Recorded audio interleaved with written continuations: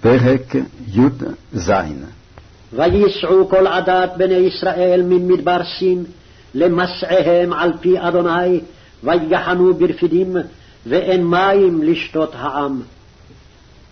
וירב העם עם משה, ויאמרו תנו לנו מים ונשתה. ויאמר להם משה, מה תריבון עמדי, מה תנסון את אדוני? ויצמא שם העם למים, וילן העם על משה, ויאמר למה זה העליתנו ממצרים להמית אותי ואת בני ואת מקני בצמא? ויצעק משה אל אדוני לאמור, מה אעשה לעם הזה עוד מעט וסקלוני.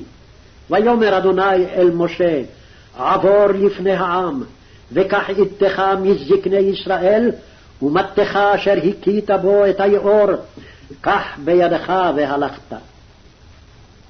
הנני עומד לפניך שם על הצור בחורב, והכית בצור, ויצאו ממנו מים, ושתה העם. ויעש כן משה לעיני זקני ישראל. ויקרא שם המקום מסע ומריבה, על ריב בני ישראל, ועל נסותם את אדוני לאמור, היש אדוני בקרבנו אם אין. ויבוא עמלק, וילחם עם ישראל ברפידים. ויאמר משה אל יהושע, בחר לנו אנשים, וצא הילחם בעמלק.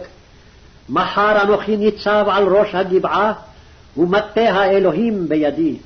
ויעש יהושע כאשר אמר לו משה, להילחם בעמלק, ומשה, אהרון וחור עלו ראש הגבעה.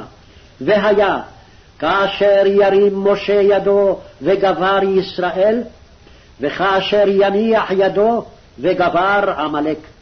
וידי משה כבדים, ויקחו אבן וישימו תחתיו, וישב עליה, ואהרון וחור תמכו בידיו מזה אחד ומזה אחד, ויהי ידיו אמונה עד בוא השמש.